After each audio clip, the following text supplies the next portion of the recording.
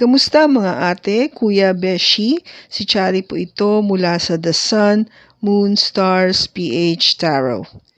Ipapaalam ko lang po na ito po ay isang general read o pangkahalatang pagbabasa at maaring hindi lahat ay magtugma sa inyong sitwasyon. I-check din nyo ang inyong Moon, Rising at Venus sign. Baka doon mas tumugma ang read para sa inyo. At kung ang mensahe ay tama sa inyo, paki-like lang po at mag-subscribe kung hindi pa ninyo ito ginagawa. Okay, mag-umpisa na po tayo. Hello po mga ate, kuya, beshis. Kamusta na po kayo? Andito ulit ako si Chari para gumawa ng another reading. And this is for the sign of Pisces, Sun, Moon, Rising, and Venus. And of course, welcome po yung mga cross-watchers ni Pisces at ang mga bago po nating viewers. So, tignan po natin kung ano yung message for November 9, 2023. Para sa'yo, Pisces.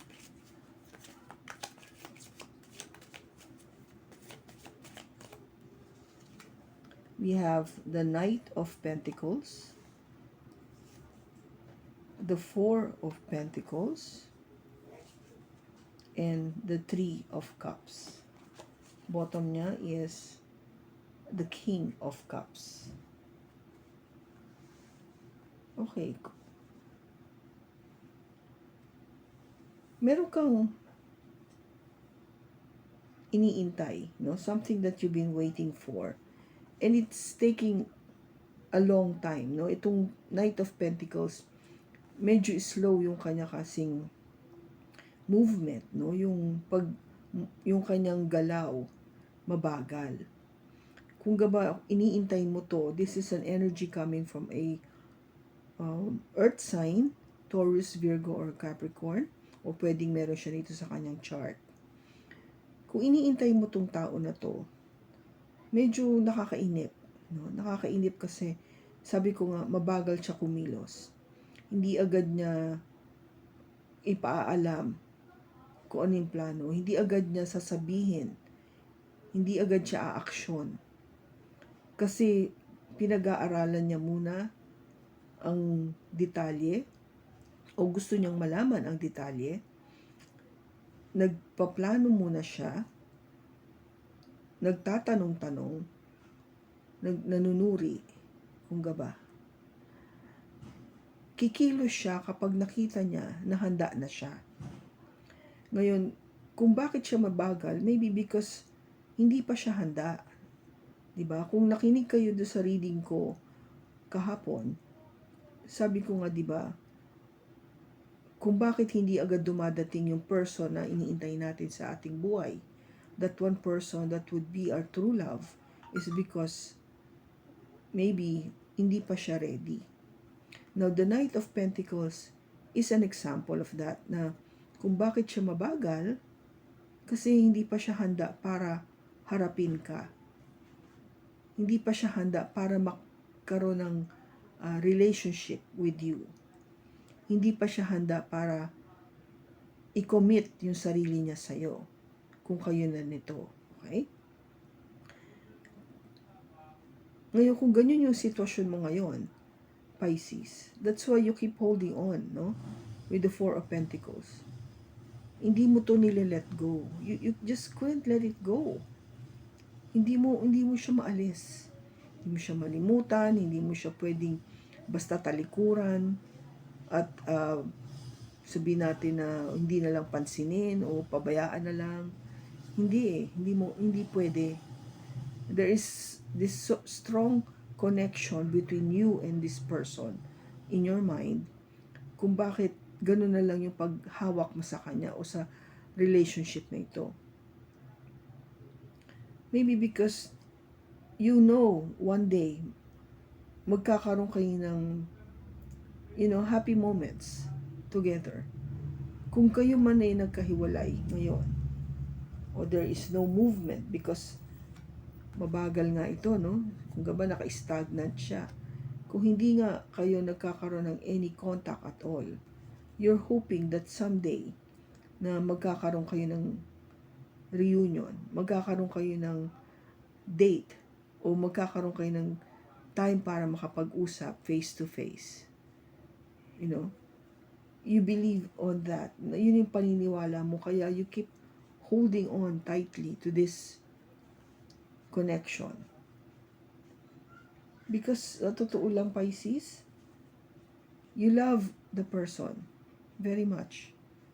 Mahal mo siya, kahit na sabihin natin, wala pa siyang masyadong ini-effort towards you. But, andun na yung love mo eh. No? Andun na. Kung gaba na una ka ma-in love dito, surely there is this feeling as well with this person towards you.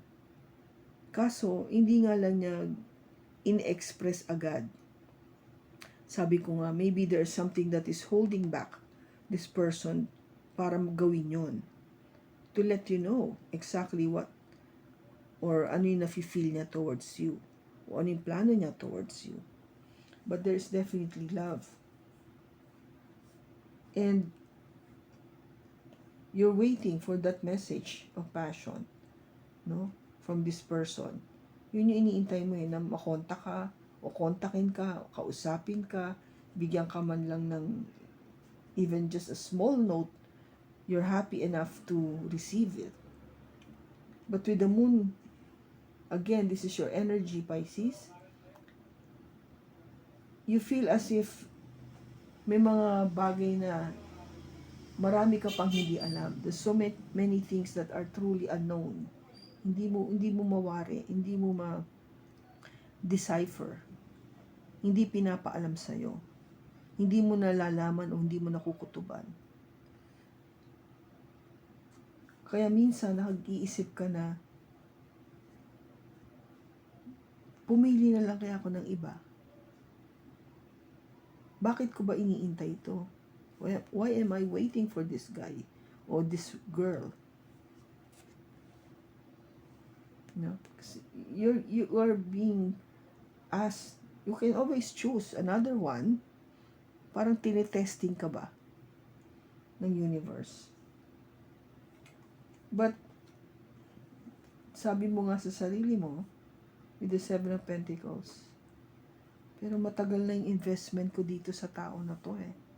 I have waited long enough for this person. Parang, para sa'yo, may value na yon, may halaga yon, na nakapag-intay ako ng matagal dito sa tao na to. Bakit hindi ko pa intayin? What's like another year or so to wait? Kasi alam ko naman dadating siya.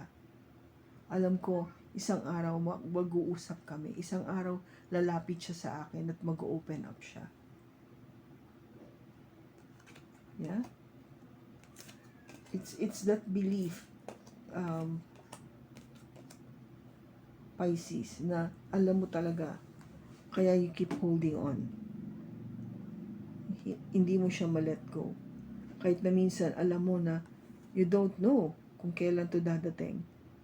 Wala naman binigay na timeline eh. Wala naman sinabing on the year 20, ganyan, dadating ako. Wala siya sinabing ganon. Even God is not saying na, o hintayin mo next year dadating. It is not. It could be happening anytime na nakita ni God na this person is ready now to approach you. Kasi ikaw, Pisces, I think you are ready. Ready ka na. That's why you just been waiting for this person to approach you. So habang nag-iintay, you just do your thing. Continue doing your thing. No? And one day, this will come. Parang continuation to nung naging reading natin yesterday. No? It's also about person that would offer love to you. Ito naman is more of you know this person already. It's just a matter of waiting for this person to make that move. Para ipakita o gumalaw o mag-action siya. Para malapitan ka, sabihan ka, paalam sa'yo, ano man yung kanyang nararamdaman, ano yung kanyang plano, ano kanyang intensyon towards you. Okay? So, just keep on holding on. Because one day, this person will come and you will have that reunion that you've been waiting for. You will have that date. Yung date na gusto mo, yung time na you will be talking to each other face to face, heart to heart, opening up, letting this person know exactly kung ano nga yung gusto niyang paalam sa'yo. Truthfully. Okay? So, I hope na nakatulong ito sa'yo, Pisces. This is for November 9, 2023. Maraming salamat sa pagsama mo sa akin sa pagbasa na to. Sa susunod po muli, ingat ka and God bless.